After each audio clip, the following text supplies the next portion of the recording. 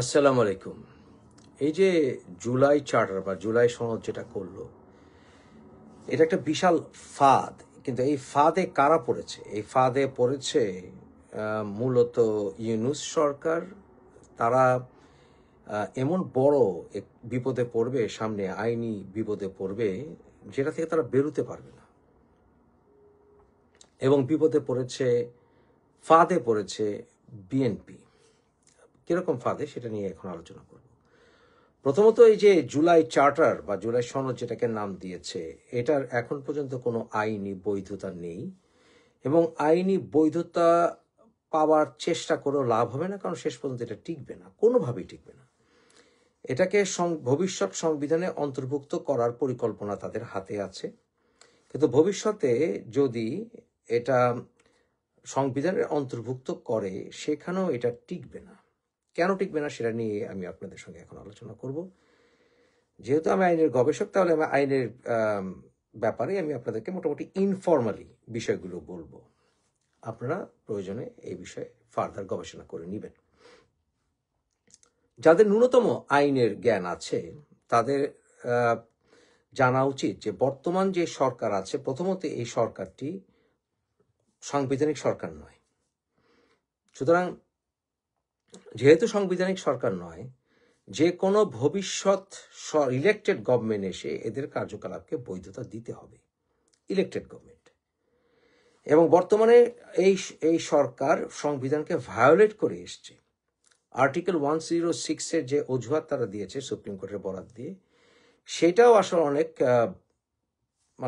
ধূম্রজালে, মোটামুটি এতটুকু বলতে পারি যেটা ধূম্রজালে, সেটার আসলে কোনো জোরালো, সেটার সপক্ষে কোনো কিছু বর্তমান সরকার এখন পর্যন্ত উপস্থাপন করতে পারেনি, যেটাকে বলা যায় প্রশ্নাতীতভাবে যে বিচারক এই বিষয়ে এসছেন, উনি কে, ওনার স্বাধীনতা ছিল কিনা এই বিষয়ে মন্তব্য দেওয়ার ইত্যাদি, এবং সেই ক্ষেত্রেও সেটা প্রশ্নবিদ্ধ হয়ে থাকবে।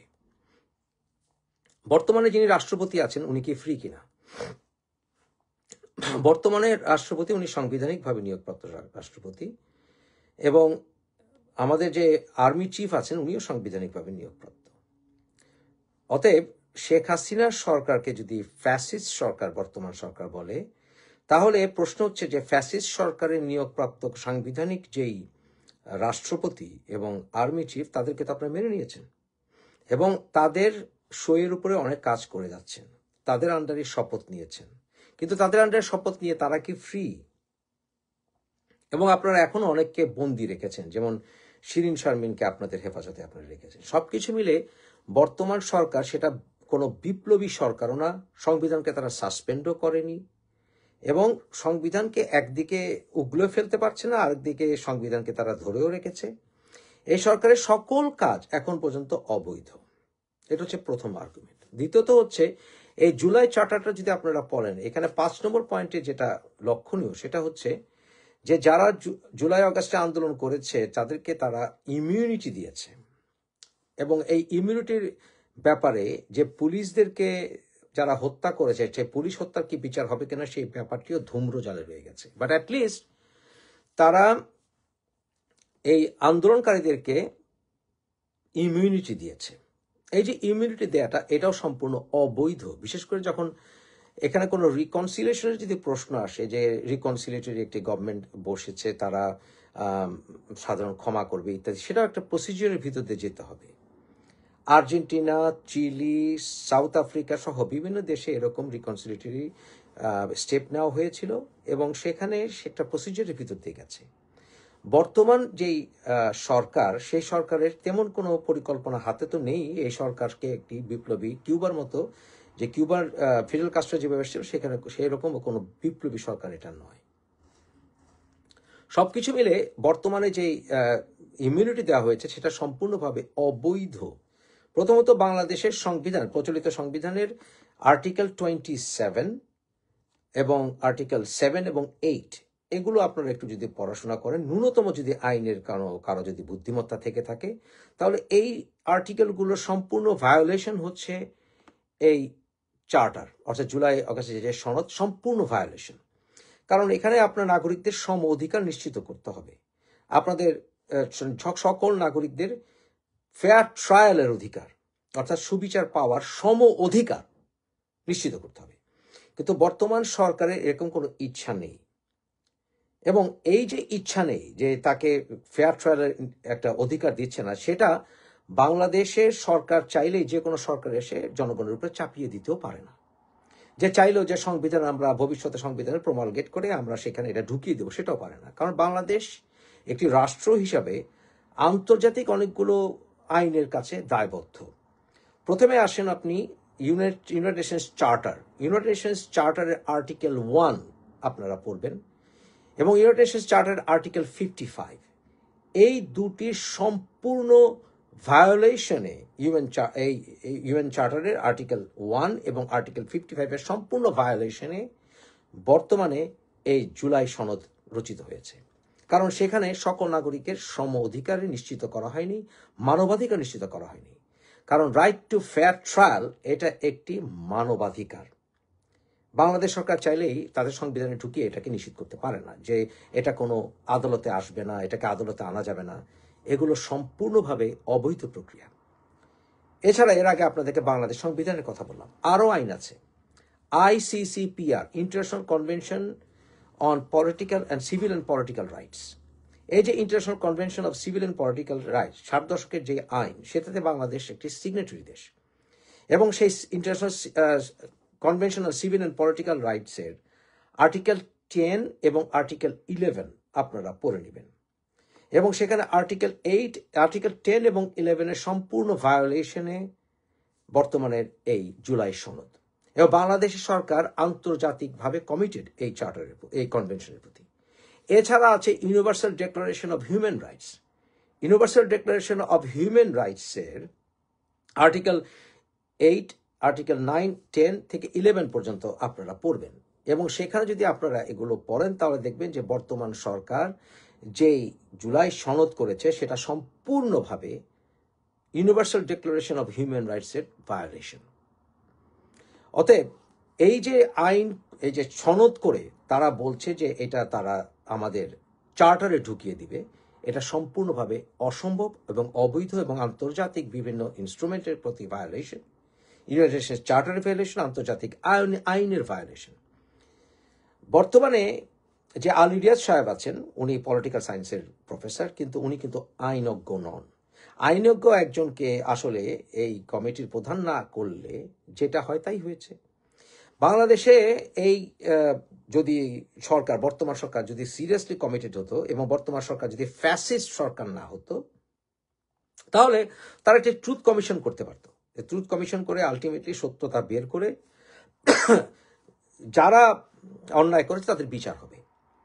আওয়ামী লীগের যে সরকার ছিল এবং বর্তমানে যে আওয়ামী লীগ আছে, অথবা আমাদের মতো যারা আইন নিয়ে পড়াশোনা করি, আইন নিয়ে গবেষণা করি, মানবাধিকার নিয়ে আমরা গবেষণা করি, আমরা এটা মেনে নিব না যে সিলেক্টেড লিগাল প্রসিজার হবে, সিলেক্টেড লিগাল রিড্রেস হবে।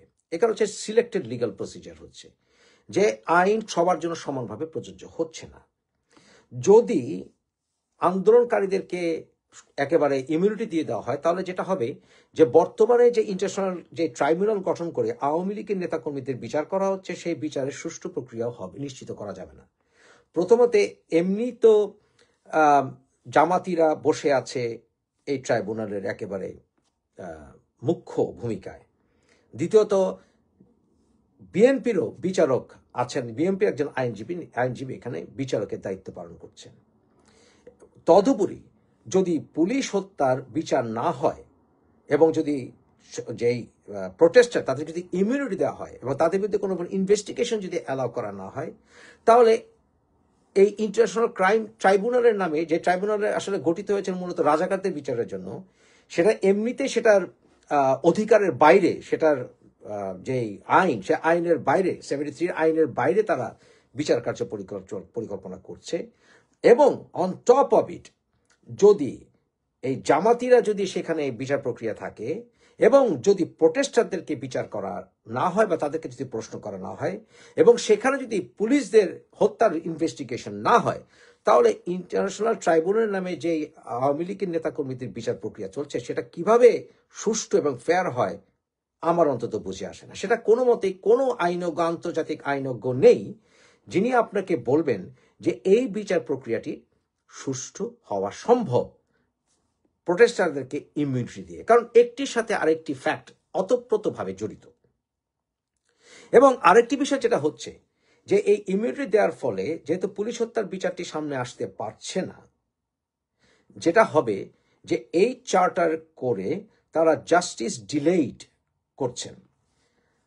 বিভিন্ন আন্তর্জাতিক আইন সহ ইকুইটেবল লয়ের ইকুইটেবল প্রিন্সিপাল হচ্ছে জাস্টিস ডিলেইড, জাস্টিস ডিনাইড। অর্থাৎ আপনি যদি বিচার প্রক্রিয়া দেরি করে করার প্রক্রিয়া হাতে নেন, অতিরিক্ত দেরি, আবার কোনো কিছু আবার অতিরিক্ত ফাস্ট করাও ঠিক না, কিন্তু আবার একটা প্রক্রিয়া যদি আপনি ডিলে করেন তাহলে আপনি আলটিমেটলি বিচার প্রক্রিয়াকে প্রশ্নবিদ্ধ করে ফেলছেন। কারণ বর্তমানে বিভিন্ন অ্যাডমিনিস্ট্রেশন পজিশনে জুলাইয়ের প্রোটেস্টাররা বা প্রোটেস্টারদের পক্ষে যারা আছে, যে দলগুলো আছে, সেটা বিএনপি হোক, জামাত হোক, এনসিপি হোক, তারা বিভিন্নভাবে বিভিন্ন পদে বসে যাচ্ছে এবং তারা আইন প্রয়োগকারী সংস্থার বিভিন্ন পদে বসছে। সরকারের বিভিন্ন ইনস্টিটিউশনে তারা বলেছে যে শেখ হাসিনা উনি বিভিন্ন ইনস্টিটিউশনকে দলীয়করণ করেছেন, কিন্তু বর্তমানের এই ফ্যাসিস্ট সরকার, অবৈধ সরকার, আনকনস্টিটিউশনাল সরকার, তারাও কিন্তু বিভিন্ন অ্যাডমিনিস্ট্রেশনে মূলত জামাত এছাড়া বিএনপি এবং এনসিপির বিভিন্ন মদতপুষ্টদেরকে বা অ্যাফিলিয়েটেড মানুষদেরকে বসিয়েছে। এবং তারা কিন্তু এমন একটি পর্যায়ে আছে যে জুলাই অগাস্টের অনেক তথ্য, অনেক এভিডেন্স তারা লুকিয়ে ফেলছে এবং লুকিয়ে বলার ক্ষমতা রাখে। তাহলে অথরিটেটিভ অ্যাবিউজ হচ্ছে সেখানে। তাহলে অথরিটেটিভ অ্যাবিউজ যদি হয়ে থাকে তাহলে সুষ্ঠু বিচার প্রক্রিয়া ভবিষ্যতেও ডিনাই হতে পারে। কারণ এভিডেন্স লুকিয়ে ফেলার যথেষ্ট ক্ষমতায় বসে আছে জামাতের পুলিশরা, বসে আছে বিএনপির লোকরা এবং বসে আছে এনসিপির লোকরা। অতএব এই যে প্রক্রিয়া, এটা রাষ্ট্রদ্রোহিতার শামিল। বাংলাদেশ সংবিধানের আপনি আর্টিকেল 7 পড়ে নেবেন। ভবিষ্যতে যে কোনো নতুন সংবিধান হলেও সেই সংবিধান এ সকল সিমিলার প্রভিশন বাদ দিতে পারবে না। তাহলে যদি জাস্টিস ডিলের ক্ষেত্রে এবং যদি এভিডেন্স লুকানোর ক্ষেত্রে এবং যদি সম অধিকার ডিনায়ের ক্ষেত্রে যদি বর্তমান সরকার এবং বিএনপি, জামাত, এনসিপি এরা জড়িত হয়ে থাকে, তাহলে তারা অবশ্যই রাষ্ট্রদ্রোহিতা এবং ক্রিমিনাল প্রসিকিউশনের জন্য কনস্ট্রাকটিভলি লায়াবল থাকবে। এটা হচ্ছে আন্তর্জাতিক আইনে স্বীকৃত কিছু মৌলিক প্রিন্সিপালস। অতএব বর্তমান সরকার যে সনদ করেছেন, জুলাই সনদ, এটা সম্পূর্ণভাবে অবৈধ শুধু নয়, এটা রাষ্ট্রদ্রোহিতার শামিল। এনসিপি খুব বুদ্ধি করে এখানে সই করেনি এবং তারা জানে ভবিষ্যতে তারা বিপদে পড়তে পারে। বিএনপির সালাউদ্দিন ভাই এবং মির্জা ফখরুল, ওনারা কোন বুদ্ধিতে এটা সই করলেন আমার অন্তত মাথায় আসে না। বিশেষ করে সালাউদ্দিন ভাইয়ের এই প্রক্রিয়াতে আমি সম্পূর্ণ হতবাক, বিশেষ করে যখন উনি আমার ঢাকা বিশ্ববিদ্যালয়ের লয়ের ছাত্র ছিলেন। ন্যূনতম আইনের জ্ঞান তো ওনার থাকা প্রয়োজন ছিল। অতএব সব কিছু হিসাব করে বর্তমানে যেই সনদ, যে জুলাই সনদ, সেটা কোনো প্রকার বৈধতা ভবিষ্যতে কোনো রকম সরকার যদি দেওয়ার চেষ্টা করে তা হবে সম্পূর্ণভাবে অগণতান্ত্রিক, মানবাধিকার বিরুদ্ধ এবং আন্তর্জাতিক আইন বিরুদ্ধ। এই চার্টারে আপনাদের মনে রাখতে হবে যে আওয়ামী লীগের সমর্থকরা এবং সাধারণ মানুষরা অনেকেই মনে করে এবং আমিও মনে করি যে শেখ হাসিনা সরকার অটোক্রেটিক হতে পারে কিন্তু ফ্যাসিস্ট নন, ওনারা ডিকটেটরও নন। আইনের বিষয়গুলো আপনাকে বুঝতে হবে। এবং যেহেতু ওনারা প্রশ্ন তুলেছে, আমরা সবাই প্রশ্ন তুলেছি, বিশেষ করে আমি তো বটেই, যে এই জুলাই অগাস্ট আন্দোলনের পেছনে ইসলামিক জঙ্গি গোষ্ঠী জড়িত ছিল। তাহলে ইসলামিক জঙ্গি গোষ্ঠী জড়িত ছিল কিনা সেটা ফ্যাক্ট ফাইন্ডিং করা অত্যন্ত প্রয়োজন এবং আন্তর্জাতিক আইনের স্বার্থে, দেশের ভবিষ্যতের স্বার্থে, আন্তর্জাতিক সম্পর্কের ক্ষেত্রে এবং আমাদের এই জুলাই সনদের ন্যূনতম বৈধতা দেওয়ার জন্য অবশ্যই এই বিষয়টি গবেষণা করা প্রয়োজন আছে, ইনভেস্টিগেশন করার প্রয়োজন আছে, যে যারা জুলাই অগাস্টের নেতৃত্ব দিয়েছে যে তারা কি সন্ত্রাসী জঙ্গি গোষ্ঠীর সাথে জড়িত ছিল কিনা, যারা আহত হয়েছে, যারা নিহত হয়েছে, এবং কি পুলিশে যারা আহত হয়েছে, নিহত হয়েছেন, সবার ব্যাকগ্রাউন্ড চেক করার প্রয়োজন আছে। আজ হোক কাল হোক এদের হতাহতদের, নিহতদের ব্যাকগ্রাউন্ড চেক করলে যে দাবিটি করা হচ্ছে যে জুলাই অগাস্টের নেতৃত্ব দিয়েছে ইসলামী জঙ্গি গোষ্ঠী, সেটা যদি প্রমাণিত হয়ে থাকে তাহলে এই জুলাই অগাস্টের পুরো আন্দোলনটা, আপরাইজিংটা অবৈধ হবে এবং তাদের বিরুদ্ধে যে কোনো অ্যাকশন যদি শেখ হাসিনা সরকার নিয়ে থাকে সেটা হবে বৈধ। কারণ শেখ হাসিনা সরকার বলতে পারবেন যে মৌলবাদী এবং জঙ্গি গোষ্ঠীকে দমন করার জন্য আমরা বিভিন্ন স্টেপ নিতে বাধ্য হয়েছি, এবং সেই ক্ষেত্রে সাধারণ আওয়ামী লীগ কর্মীদেরকে ল এনফোর্সমেন্ট অথরিটিকে হুকুম দেওয়ার অধিকার আছে শেখ হাসিনার। কারণ শেখ হাসিনা সবকিছু আইনত বলতে সাধারণ মানুষের কাছে বাধ্য ছিলেন না। কারণ দেশের টপ সিক্রেট বিষয়গুলো, বিশেষ করে দেশের যেখানে ন্যাশনাল সিকিউরিটি প্রশ্ন আসে, সেই ক্ষেত্রে শেখ হাসিনা তার ডিজিএফআই এবং তার ল এনফোর্সমেন্টকে হুকুম দিতে পারেন ফোর্স ইমপ্লিমেন্ট করার জন্য, এবং সেই ক্ষেত্রে সাধারণ ক্যাজুয়ালিটি হতে পারে সাধারণ মানুষের। অতএব এই প্রশ্নগুলো অমীমাংসিত রেখে বর্তমান সরকার কোনো মতেই এই চার্টারের কোনো রকম বৈধতা আনতে পারবেন না, বরঞ্চ ভবিষ্যতে এই সরকারের কোনো এসকেপ রুট আমি দেখতে পাচ্ছি না। অতএব বর্তমানে অন টপ অফ ইট, যেখানে ডিপ স্টেটের প্রশ্ন এসছে এবং যেখানে বিদেশি শক্তি এখানে ইন্টারফিয়ারেন্সের বিভিন্ন লক্ষণ আমরা দেখতে পাচ্ছি, যেখানে আমরা দেখতে পাচ্ছি যে আমেরিকান বিভিন্ন নাগরিকরা যারা আমেরিকায় থেকেছে বহু বছর এবং বাংলাদেশের সঙ্গে তাদের ডিট্যাচমেন্ট, সেখানে তারা বর্তমান সরকারে বসে আছে, সেখানে সবকিছু নিয়ে প্রশ্ন তুললে অবশ্যই বর্তমান সরকারের কোনো এসকেপ রুট আমি দেখতে পাচ্ছি না, এবং সামনে যেটা বারবার বলেছি, এই সরকারের অধীনে কোনো রকম নির্বাচন কোনো রকম বৈধতা পাবে বলে আমি মনে করি না। অতএব একমাত্র এসকেপ রুট আছে যদি সে সামরিক বাহিনী টেম্পোরারি হলেও ক্ষমতা গ্রহণ করে।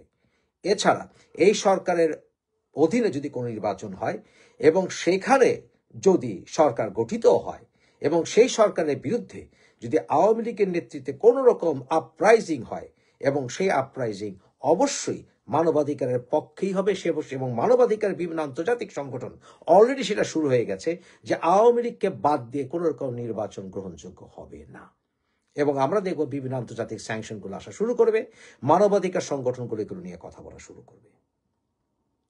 ভালো থাকবেন।